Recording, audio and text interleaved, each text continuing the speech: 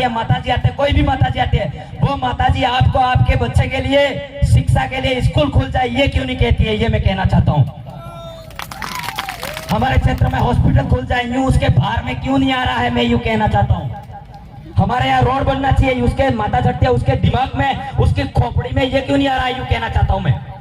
वो सर्वे में पाया गया, शोध सर्वे में, कि एक हिस्टोरिया करके ट्रॉमा की बीमारी है एक प्रकार की, ये मैं कहना चाहता हूँ। मानसिक बीमारी है एक प्रकार की, जो माता चढ़ती है यूं यूं यूं यूं। ऐसे हमारे इस तरीके से हम लोगों को चप्पल पहन के रोडों पर जाना है। हमारे वाली बेटियां हैं वो नंगे पैरों रोडों पर चल रही है, हमारे लिए हक। आज यहाँ पर आदिवासी परिवार द्वारा धार ग्राम पंचायत में उदयपुर की इस वीर भूमि को एवं भिलू-राणा पुंजा की धरती एवं हमारे भील आदिवासियों के वंशज उदा खराड़ी की धरती को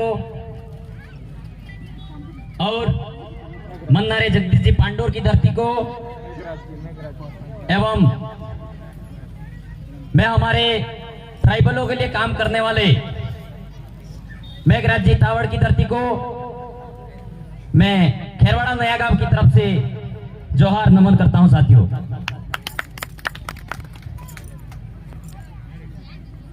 साथियों, जो आदिवासी परिवार का कार्यक्रम हो रहा है, यह कार्यक्रम जो हमारे बीच में नहीं रहे, जगदीश भाई पांडोर भी आदिवासी परिवार की चिंतन शिविर के माध्यम से हमारे समाज में समाज का वैचारिक एकीकरण, सांस्कृतिक शुद्धिकरण, सामाजिक एकता किस तरीके से स्थापित कर पाए, उस उपलक्ष्य में काम कर रहे थे। तो हमारे बीच में नहीं रहे, बहुत बड़ा दुख का विषय है। इसी के चलते हमारे बीच में आज की तारीख में हमारे बीच में जो पूरे भारत क्षेत्र में आदिवासियों की आवाज, रोहत कांति भाई आदिवासी बहुत कठिन परिस्थिति समस्या के सामने वो लड़खड़ा रहे हैं, फिर भी हमारे आदिवासियों के लिए जब जब भी अत्याचार शोषण हो रहे हैं, आप मेरे भाइयों जहां आवाज सुन रहे हो तो रुक जाए 2 मिनट, मैं 5 मिनट ही अपना वक्तव्य दूंगा। वो व्यक्ति आज हम उठ के चले जाएंगे। रोहत कांति भाई के बारे में मैं बड़ाई नहीं करना चाह रहा हूं, लेकिन साथियों वो व्यक्ति वो ऐसा बिरला है कि हम भी अगर कुछ हो जाता है तो लेकिन रोहत कांति भाई आदिवासी ने लगभग 15-20 दिन ही उन्होंने रेस्ट किया होगा, उसके बाद में उन्होंने कार्यक्रम चालू कर दिए। जो बचे हैं हमारे बीच में, हम आदिवासी परिवार की विचारधारा के माध्यम से हम लोग सब लोग जुड़े हैं। तो मैं कांति भाई के लिए आप सभी से आग्रह अनुरोध करना चाहूंगा कि उनको दोगुनी ऊर्जा के साथ में सकारात्मक सहयोग दे। एक बार कांति भाई के लिए जोरदार तालियों के साथ में उनका हौसला अफजाई करें।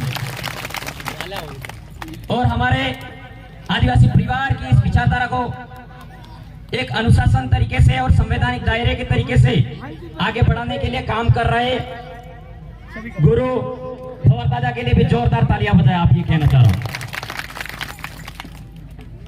साथियों, आज अब बात मेरी शुरू करूं, क्योंकि क्यों बजवा रहा हूं, आपके जो आदिवासी क्षेत्र विस्तार में हमारे उदयपुर क्षेत्र में जब यूडीए यूआईटी जो मामला हो रहा था, उस टाइम ऐसी विकट परिस्थिति में रोहत कांति भाई आदिवासी, बबीता दीदी और आप यूं सोच रहे होंगे किसने लड़ाई लड़ी होगी। वो लड़ाई अनुशासन से हमारे अमित भाई खराड़ी ने लड़ी थी। साथियों, मैं ये कहना चाहता हूं आपसे, क्योंकि मुझे ऐसा लगा कि 1947 में देश आजाद हो गया, लेकिन मुझे यहाँ के हमारे शासन प्रशासन में गए विधायक, एमपी, एमएलए, सांसद, मैंने तो ऐसा आदिवासी परिवार के माध्यम से पहला, फिर प्रदेश मुक्ति मोर्चा के माध्यम से ऐसा सैलाब देखा। बाकी हमने देश आजाद होने के बाद ऐसा उदयपुर में अमित खराड़ी दादा के अलावा और कांतिभाई रोहत आदिवासी के अलावा, बबीता दीदी के अलावा ऐसा जन सैलाब मेरे जीवन में नहीं देखा, ये कहना चाह रहा हूं। क्योंकि आदिवासी परिवार हमारे समाज में शिक्षा की स्थिति अच्छी हो, स्वास्थ्य की स्थिति अच्छी हो, हमारा समाज जल, जंगल, जमीन के मुद्दों को जाने और संवैधानिक दायरे में रहकर हम लोग बात करते हैं। जिस तरीके से हमारे पुरखे पूर्वज हमारा 10 अरब साल पहले पृथ्वी का प्रादुर्भाव हुआ, 6 लाख साल पहले मानव अस्तित्व में आया। मानव अस्तित्व में आने के बाद हमारी पीढ़ी के वंशज अस्तित्व में आए।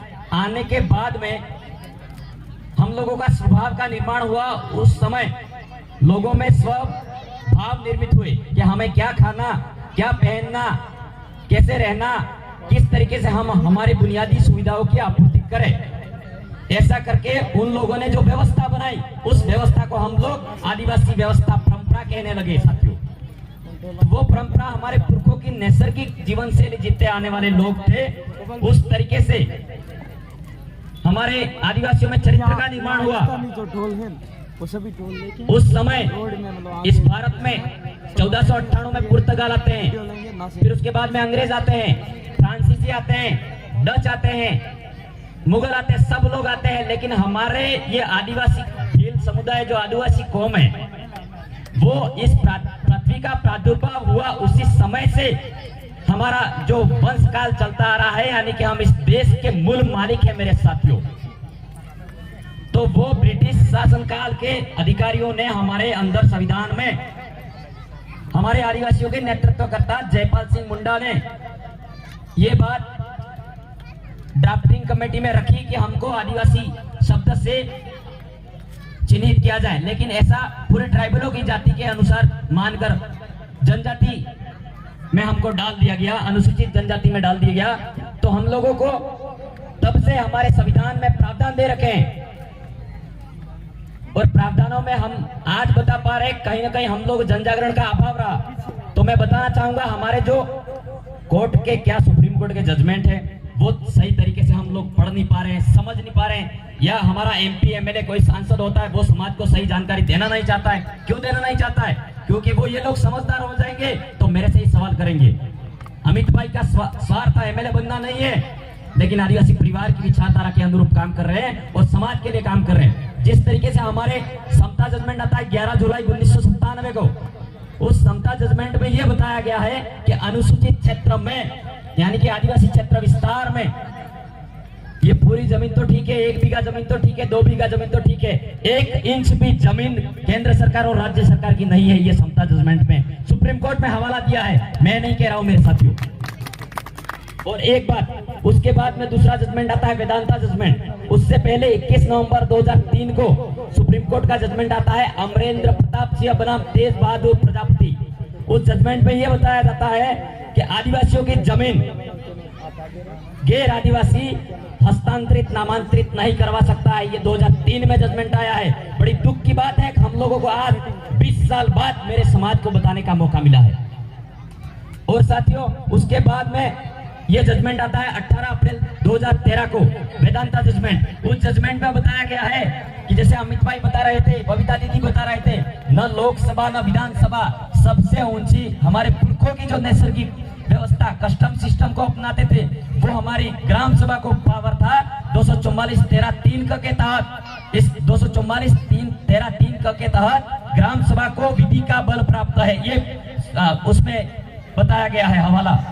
तो मेरे साथियों, हम लोग कहीं ना कहीं हमारे संवैधानिक हक अधिकारों की जानकारी को प्राप्त नहीं कर पा रहे, इसलिए हम दर दर की ठोकरें खा रहे हैं। कोई बताने जा रहा है तो समझ नहीं पा रहे, समझ पा रहे तो कहीं हम बिचौलियों के चक्कर में समाज को सही जानकारी दे पा रहे हैं, डुबा रहे हैं। और एक बात इस मौके पर मैं बताना चाहूंगा कि जिस तरीके से हम लोगों ने कल पांडरवा में भुंजा भील जयंती मनाई, तो वहां भी पोशाक के साथ में खिलवाड़ हुआ, मैंने वहां बात बताई, यहाँ भी। तो मैं उन साथियों से कहना चाहता हूं, और जो कर्मचारी साथी है हमारे भाई विभाग में, शासन प्रशासन के अधिकारी, और मैं अशोक गहलोत जी मुख्यमंत्री जी को नाम लेकर कह रहा हूं, मैं कर्मचारी हूं, लेकिन कहना पड़ेगा मेरे समाज को जानकारी देने के लिए। नाम ले लूं तो क्या बुरी बात है?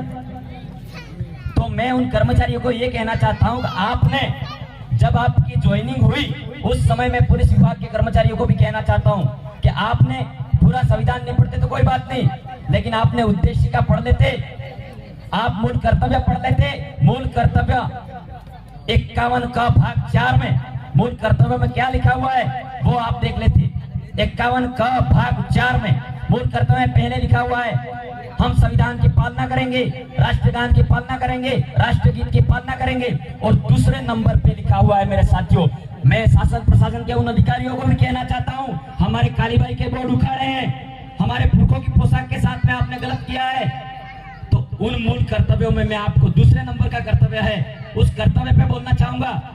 हमारे स्वतंत्रता आंदोलन में शहीद हुए पुरखों की विरासत को संजोए रखने का हमें आदिवासियों को और पूरे देश के वासियों को हक है। ये बात मूल कर्तव्य में बताई गई है। हम गलत है या संविधान गलत है, आप शासन प्रशासन में रहने वाले लोग बताएं हमें, ताकि हमें पता लगे हम गलत कर रहे हैं, आप गलत कर रहे हो। तो मैं उन शासन प्रशासन में जो कार्मिक है, हमारे भाइयों का बोर्ड, जो कालीबाई का बोर्ड लगा है, उसको उखाड़ दिया गया आपने, तो मूल कर्तव्य है जो दूसरे नंबर में मूल कर्तव्य है वो पढ़ ले। और संविधान में मूल अधिकार दे रखे हैं, भाग 3 में 12 से 35 तक अपने अधिकार दे रखे हैं। उस अधिकारों को व्यवस्थित तरीके से आप भेजे में फिट करके हमारे भाइयों पे जो मूर्ति अनावरण हो रही है हटा रहे हो, और बोर्ड लग रहा है अनावरण कर रहे हैं हटा रहे हैं, ये बिल्कुल सरासर देशद्रोह का मुकदमा ठोकेंगे, ये मैं कहना चाहता हूं मेरे साथियों। क्योंकि आपके किताबों में तो ये लिखा हुआ है, ये नारी को ऐसे आगे नहीं किया जाए, हमारे संविधान की किताब में ये लिखा गया है नारी को आगे रखा जाए, ये हम कहना चाहते हैं मेरे साथियों। क्योंकि हम लोगों को समझने की जरूरत है, समझ क्यों नहीं पा रहे हैं। अब पुरखों की विरासत को तो वो लोग दूसरे लोग तो खत्म करना चाहते हैं, लेकिन हम लोग खुद खत्म कर रहे हैं। ये जितने भी आए हैं, ध्यान से एक बात ध्यान से सुन ले मेरे साथियों, मैं संस्कृति बचाने के उपलक्ष्य में बात रखना चाहूंगा। हम लोग भी बहुत सुपर बनने का प्रयास कर रहे हैं। कैसे कि जिस तरीके से वो लोग तो भिलराणा पूंजा के साथ में, मूर्ति के साथ में खिलवाड़ कर रहे हैं, पोशाक के साथ में खिलवाड़ कर रहे हैं, लेकिन मैं बार बार बोल रहा हूं मंच पर, इस क्षेत्र का अमित भाई ने कार्यक्रम किया, बहुत बहुत धन्यवाद। लेकिन मैं इन सभी भाइयों को कहना चाहता हूं, जैसे हमारा कोई मर जाता है आदमी, जैसे हमारे जगदीश भाई शहीद हुए, जगदीश भाई के जो पोशाक है, डगली है, शर्ट पहना है, माथे पे गमछा है, वो का वो देख लो आप सभी। लेकिन हमारे यहाँ कोई भी साथी मर जाता है तो हम लोग हमारी संस्कृति अस्मिता को बचा नहीं रखते हैं। वो कैसे, हम हमारे पिताजी को तुरंत जब मर गए उस टाइम हमारी नामो निशान तो रखते हैं, लेकिन उनकी पहचान को खत्म कर देते हैं। मैं ये कहना चाहता हूँ, कैसे खत्म करते हैं? खत्म इस प्रकार से कर रहे हैं हम लोग कि जब मर जाता है व्यक्ति तो उसका फोटो बनवाने जाते हैं, हम लोग फोटो बनवाने जाते हैं तो वह कोट पहनाते हैं। हम सरकार से रोज भीख मांग रहे हैं कि तुम क्यों खिलवाड़ कर रहे हो, दूसरे जाति वालों को कह रहे तुम ऐसा कर रहे हो। लेकिन मेरे समाज के भाइयों समझो, जब भी कोई मर जाता है तो मैं लोकेश परमार मर जाऊं तो वैसी की वैसी डगली और वैसा का वैसा फोटो बनाओ, कोई कोट लगाने की जरूरत नहीं। मैं ये कहना चाहता हूँ, हमारा आने वाला बच्चा क्या सोचेगा, मेरे पापा इंजीनियर थे क्या, यूं कहीं सर्वे होगा तो क्या बता पाएंगे, यूं मेरे साथियों। तो संस्कृति के अनुसार हमारी छवियों को सहेजने का काम करें। और इस मौके से मैं ये कहना चाहता हूँ, आप लोग ज्यादा पढ़े, शिक्षा में जोर लगाए, स्वास्थ्य में आप ध्यान रखें, खाना खाए ढंग से। और ये अंधविश्वास में आप लोग इस तरीके से धस गए हो, हम लोग बताना चाहते हैं तो भी आप मानने के लिए तैयार नहीं हो। दिन में 3 बार खाना खाओ। और हमारे पुरखे थे वो नैसर्गिक तरीके से पूजा करते थे, धरती, आसमान, सूर्य, चांद की पूजा करते थे। हम लोग आज किसी एक मानव द्वारा बनाई गई मूर्ति की पूजा करते हैं। मूर्ति पूजा का विरोध नहीं करता हूं, आप उठा के पढ़ लीजिए इतिहास में किसने मूर्ति बनाई है। यूं मूर्ति बनाने वाले किसी आदमी ने धंधे के पर्पस से मूर्ति बनाई थी। और मैं ये बात कहना चाहता हूं, अगर हमारे यहाँ से कोई भी बहन मंदिर जाती है, आपको क्या लगता है सही या गलत, आपको निर्णय करना है। लेकिन मैं उन माता बहनों से कहना चाहता हूँ, भाइयों से कहना चाहता हूँ, हमारे पुरखों की पूजा विधि बिल्कुल अलग थी, नैसर्गिक तरीके से पूजा विधि थी। लेकिन जो मनुवादी पूजा विधा के हिसाब से मैं कहना चाहता हूँ, आपको दशा आती है, माता जी आते हैं, कोई भी माता जी आती है, वो माता जी आपको आपके बच्चे के लिए शिक्षा के लिए स्कूल खुल जाए ये क्यों नहीं कहती है, ये मैं कहना चाहता हूँ। हमारे क्षेत्र में हॉस्पिटल खुल जाए, यूं उसके बाहर में क्यों नहीं आ रहा है, मैं यूं कहना चाहता हूँ। हमारे यहाँ रोड बनना चाहिए, उसके माता चढ़ती है, उसके दिमाग में, उसकी खोपड़ी में ये क्यों नहीं आ रहा है, यूं कहना चाहता हूं मैं। वो सर्वे में पाया गया, शोध सर्वे में, कि एक हिस्टोरिया करके ट्रॉमा की बीमारी है एक प्रकार की, ये मैं कहना चाहता हूँ। मानसिक बीमारी है एक प्रकार की, जो माता चढ़ती है यूं यूं यूं यूं। ऐसे हमारे इस तरीके से हम लोगों को चप्पल पहन के रोडों पर जाना है। हमारे वाली बेटियां हैं वो नंगे पैरों रोडों पर चल रही है। हमारे लिए हक अधिकारों के लिए पुरखों ने शिक्षा के मार्गदर्शन अपनाने के लिए मेरा समाज आने वाला अपनाएगा यूं करके। हमारी बहन 8-10 साल की काली बाई तुम्हारे लिए हमारे सबके लिए पढ़ाई के लिए शहीद हो गई, लेकिन हमारा समाज आज भी नहीं समझ पाए। दर दर की ठोकरें, इस तरफ जाना होता है, इस तरफ जाता है, ये कहना चाहता हूं मैं। तो मेरे साथियों, आप सभी ने मुझे ध्यान से सुना। अंतिम में एक मैं गीत के माध्यम से मेरी पंक्ति को खत्म करना चाहूंगा। रहिए नाहे रहिए के वो बोले आदिवासी जगत रे जोला। रहिए नाहे रहिए के वो